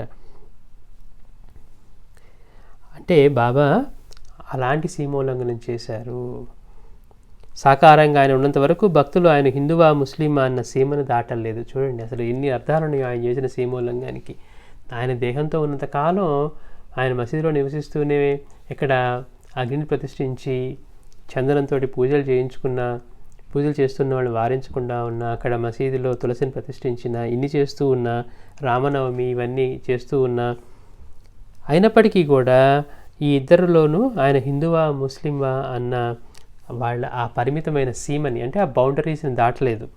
పరస్పర అసూయ ద్వేషాలను మానేలా లేరు. అంటే ఇంకా అటువంటి వాళ్ళు ఉంటూనే ఉన్నారు. అట్టి దుస్థితి నుండి మనల్ని ఉద్ధరించడానికే సాయి తమ దేహసీమను దాటారు. సాయి ఎందుకు దాటారట సీమ అంటే ఇంకా వీడు కొట్టుకొని చస్తూనే ఉన్నారు, నేను ముస్లింనా ఇదా అని. ఎందుకని? ఇదంతా ఈ దేహం ఉండబట్టే కదా. ఈ దేహాన్ని పరిమితంగా చూస్తూ నేను ధరించిన వస్త్రాలని లేకపోతే నేను మాట్లాడే మాటని బట్టే కదా వాళ్ళు అంటూ ఉంది. అందుకని ఆయన ఈ పరస్పర అసూయ ద్వేషాలను మానేలా లేరు. కాబట్టి అట్టి దుస్థితి నుండి మనల్ని ఉద్ధరించడానికే సాయి తమ దేహసీమను దాటారు అంటున్నారు మాస్టర్ గారు. అలాంటి విజయదశమి నాడైనా మన హృదయాలు సీమోల్లంఘనం చేయగలిగితే 60 సంవత్సరాలు సాయి నిర్వర్తించిన నిరతాగ్నిహోత్రం లాంటి లీలాఘట్టానికి అర్హులం కాలేము. తల్లికి తగిన బిడ్డలు కండి, మీ ధనాగారాలు నింపుకోండి, లేకుంటే మనమేమవుతాము? చూడండి బాబా అంటూ ఉన్నారు, తల్లికి తగిన బిడ్డలు కండి, మీ ధనాగారాలు నింపుకోండి. అంటే ఇక్కడ ధనాగారాలు అంటే మనం నింపుకునే ధనాగారాలు కాకుండా పుణ్యము జ్ఞానము అనే ధనాగారాలు నింపుకోండి అని. లేకపోతే ఏమవుతుందంట బాబా చెప్తున్నారు, లేకుంటే మనం ఏమవుతాము? మట్టిలో గాలిలో కలిసిపోతాయి. ఇలాంటి అవకాశం మరలా రాదు అంటున్నారు మాస్టర్ గారు. మనమేమో ఇవేమి పట్టించుకోకుండా మనమంతా శాశ్వతంగా ఉండేవాళ్ళలాగా అన్నిటినీ స్థిరపరచుకొని మనకి జీవితానికి అవసరమైనటువంటి లక్ష్యాన్ని కానీ పరమార్థాన్ని కానీ ఏమి మనం పొందాలన్న ప్రయత్నం కూడా లేకుండా జీవితంలో జీవించడమే పరమావధిగా జీవించేస్తూ దానికి కావాల్సినటువంటి లగ్జరీస్ కోసం తపన పడుతూ రోజు రోజుకి స్ట్రెస్ని పెంచుకుంటూ ఇలా బతికేస్తూ ఉన్నాం. కానీ ఇంత సాధించి కోట్లు కూడబెట్టుకున్నవాడు ఏ రోజన్నా ఒక్కడన్నా తీసుకువెళ్ళగలిగాడా? అందుకే అంటున్నారు బాబా, మట్టిలో గాలిలో కలిసిపోతాయి, ఇలాంటి అవకాశం మరలా రాదు. అందుకని తల్లికి తగిన బిడ్డలు కండి, మీ ధనాగారాలు నింపుకోండి అంటున్నారు.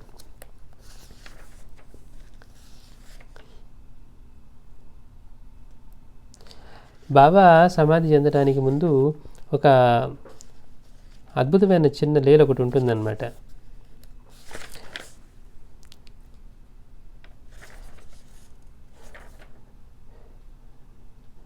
విజయదశమి ఇంకా వారం ముందనగా కొందరు ఫకీర్లు ఒక బండి మీద ఒక పులిని గొలుసులతో కట్టి మసీదుకి తీసుకొచ్చారు.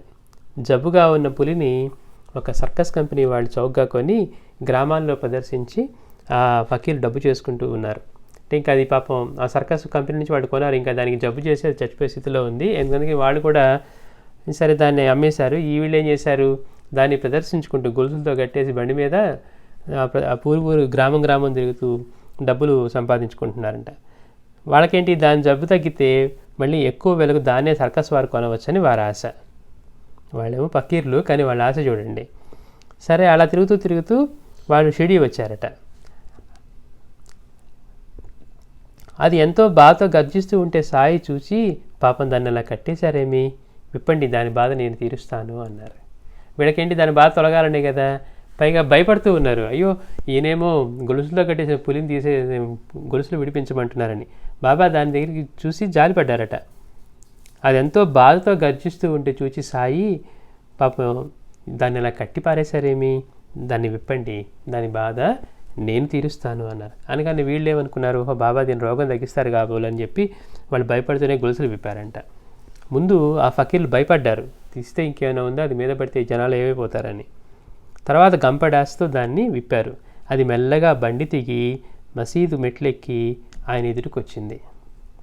మంత్రముక్తి అయినట్లు కొన్ని క్షణాలు తదేకంగా ఆయన చూసి వారి చూపులకు తట్టుకోలేక కాబోలు తలదించుకున్నది.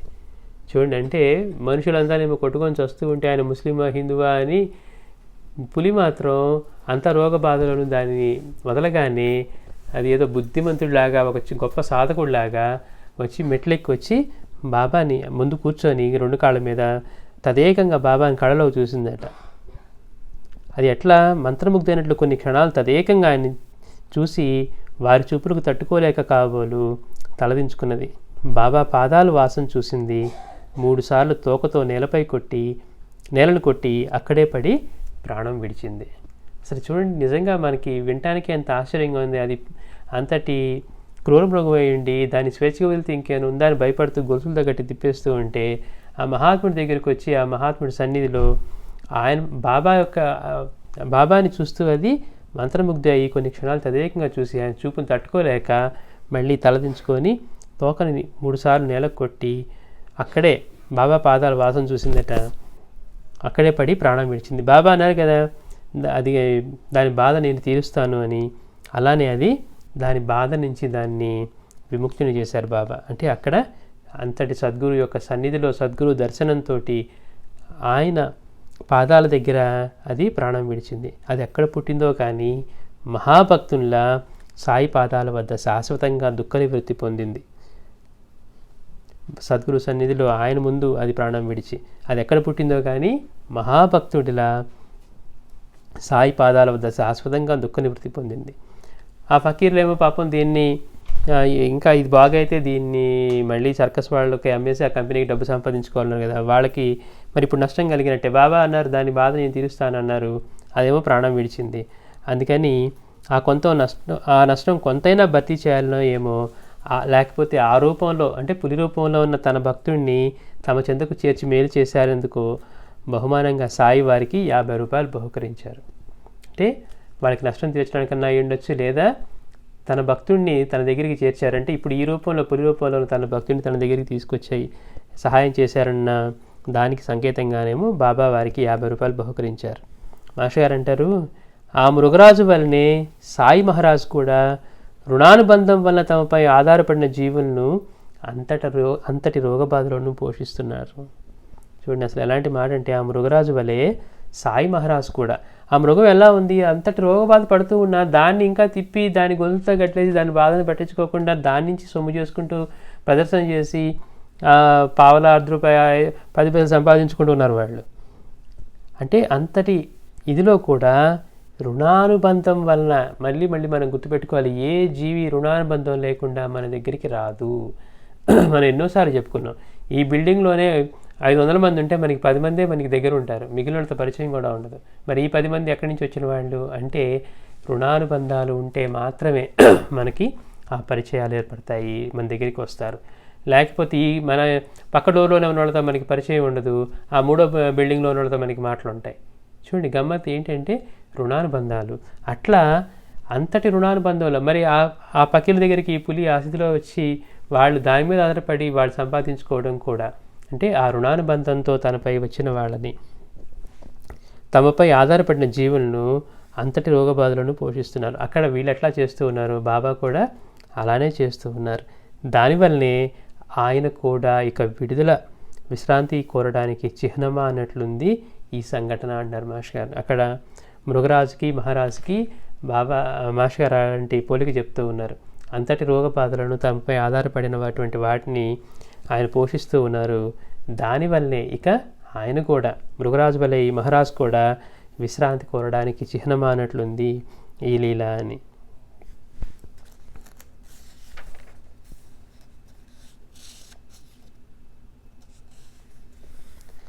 అయితే మాస్టర్ గారు అంటారు, శరీరమే తామని భ్రమించే పామరులకు జనన మరణాలు ఉంటాయి. మరణం ఎవరికి ఉంటుందని చెప్పుకున్నాం, ఈ శరీరమే మనమని తామని భ్రమించే పామరులకు జనన మరణాలు ఉంటాయి. అందుకే బాబా పుట్టినప్పుడు అదే మాట అన్నారు, నేను ఇంతకు ముందు లేనా నా తల్లింటి ఇంతగా పొంగిపోతున్నది అంటే అది ఆవిడ అజ్ఞాన స్థితి, ఇది ఈయన జ్ఞానస్థితి. అంటే ఈయన ఒక తల్లిదండ్రులకి అలా జన్మించి అలా వచ్చే ఉంటే అంటే అప్పటికే ఆయన పరిపూర్ణుడైన జ్ఞాని అని తెలియజేస్తున్నారు. పుట్టిన క్షణం నుంచే ఆయన బిడ్డగా అనుకున్న అప్పటి నుంచే ఆయన పరిపూర్ణమైన జ్ఞానిగా ఉన్నారు అని. అంటే సాధన చేసి సాధకులైనట్టు గురువు దగ్గర సేవ చేసి అయినట్టు కాదు, అప్పటికే నేను అంతకుముందు లేనా, నాకు నిజంగా జననం ఉన్నదా అన్నవాడికి మరణం ఎక్కడ ఉంటుంది. అందుకని శరీరాన్ని తామని భ్రమించే పామరులకు జనన మరణాలు ఉంటాయి మనలాంటి వాళ్ళకి. కానీ మృత్యుపై విజయం సాధించిన వారే మహాత్ములు.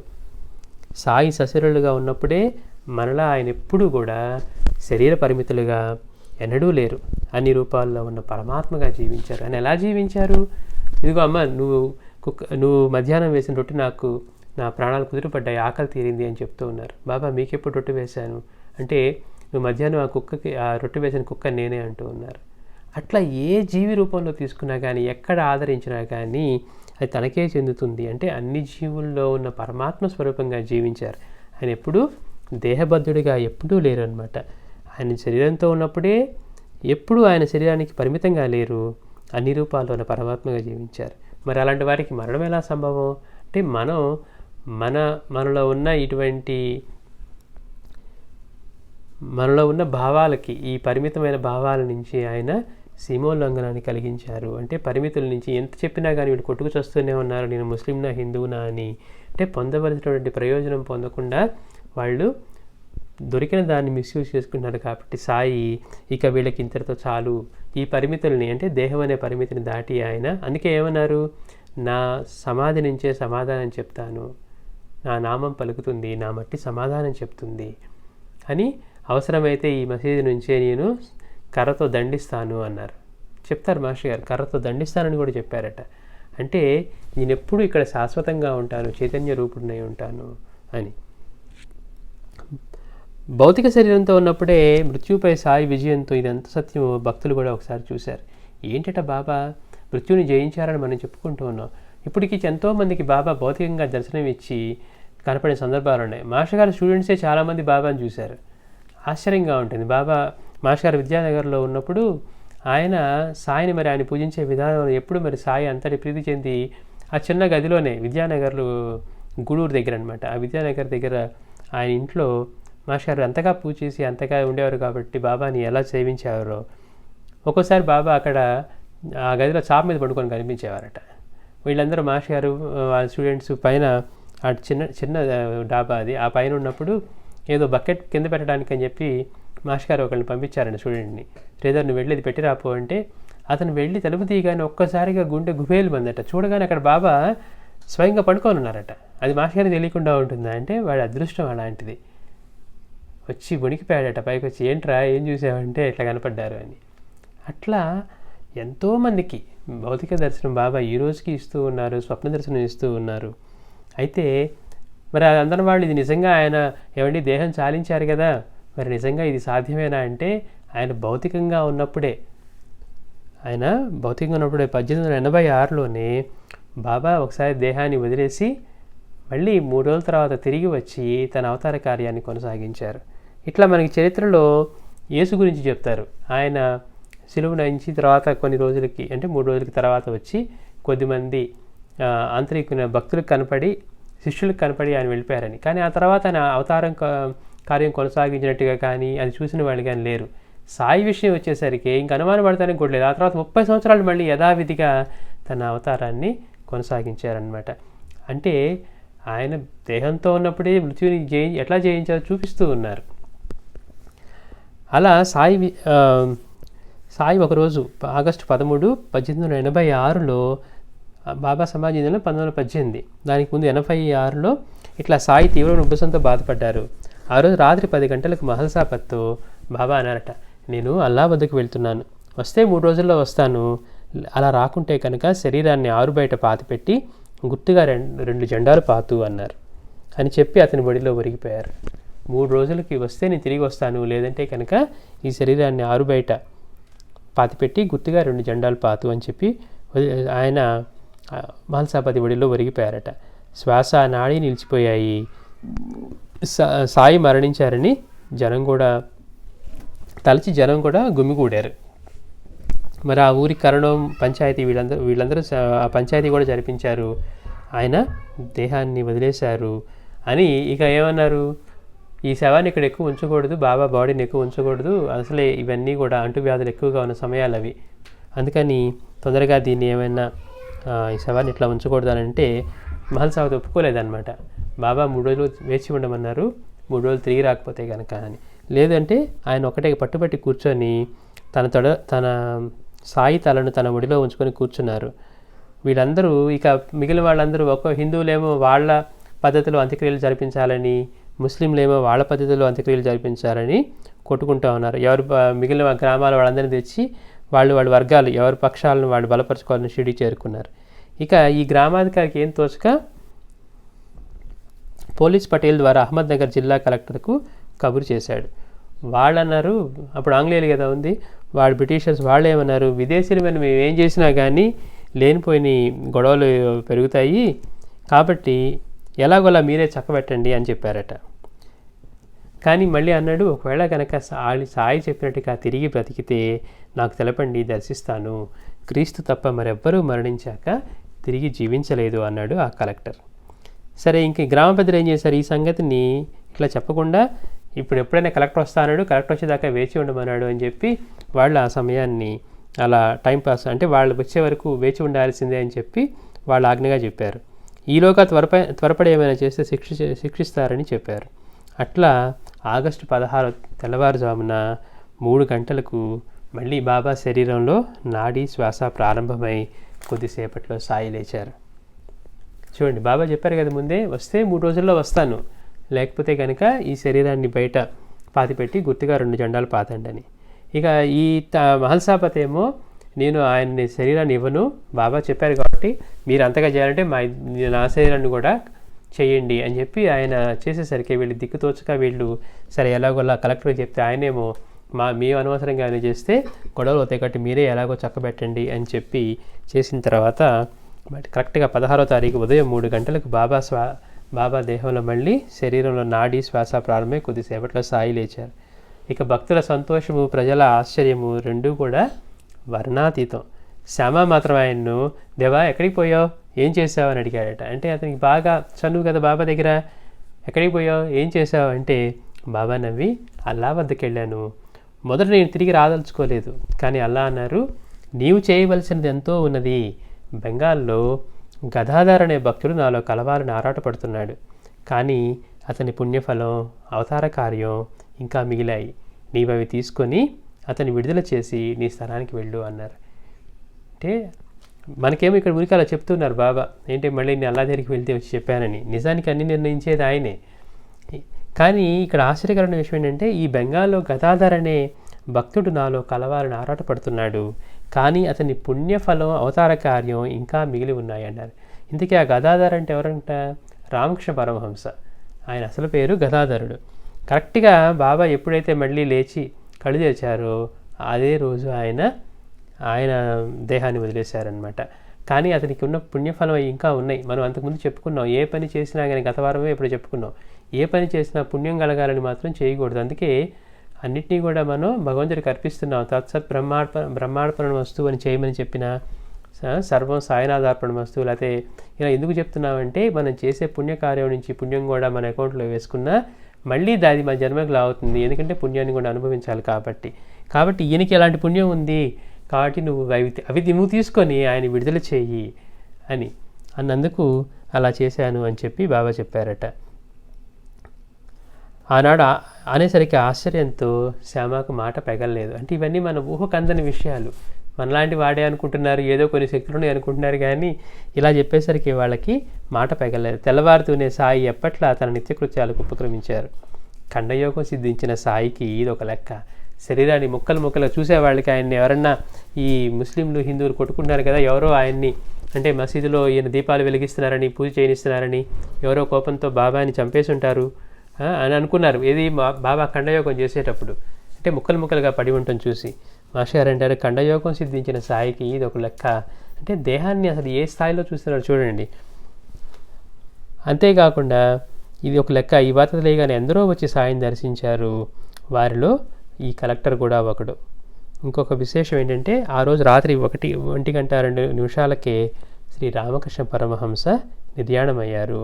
వారి అసలు పేరు గదాధరుడు. అంటే సాయి ఆయన దేహంతో ఉన్నప్పుడే మృత్యువుని జయించి అంటే మనకు అర్థం అవడం కోసం అంత చక్కగా చూపించారు 3 రోజులు. మిగిలిన ఏ మహాత్ముడు కూడా మళ్ళీ అలా దేహాన్ని వదిలేసి వచ్చి 3 రోజుల తర్వాత మళ్ళీ 30 సంవత్సరాల పాటు అవతార కార్యాన్ని కొనసాగించిన సందర్భమే కనపడదు. అంటే ఆయన అందుకే ఈ రోజుకి కూడా మహాత్ముల్లో మహాత్ముడు, రాజుల్లో రాజు అని ఆయన అంతగా కీర్తించింది. అంటే దత్తస్వామి అంతటి పరిపూర్ణమైన తత్వంగా ప్రకటమైన అవతారం ఉందంటే అది సాయినాథుడే అంటారు మాస్టర్ గారు. ఎంతటి పరిపూర్ణంగా అంటే అంతటి పరిపూర్ణంగా మన కోసం ఏ స్థాయికి దిగి వచ్చి అన్ని జీవుల్లో తానే ఉన్నానని అనుభవిస్తూ తన దేహంతో ఉన్నప్పుడే మృత్యు అనేది మనలాంటి వాళ్ళకి కానీ ఆయనకి కాదని, పుట్టినప్పుడు సైతం ఆయన ఎంత జ్ఞానస్వరూపంగా వచ్చారో, వెళ్ళేప్పుడు అంతే. పైగా ముందుగానే తను ఎప్పుడు దేహాన్ని వదిలేసేది, తన సీమోల్లంఘనం చేయబోతున్నది ఎప్పుడు అది ముందే నిర్ణయించారనమాట. శ్రీ సచ్చిదానంద సద్గురు సాయినాథ్ మహారాజు కీ జై. ఇప్పుడు భజన చేసుకుందామండి కొంచెం సేపు.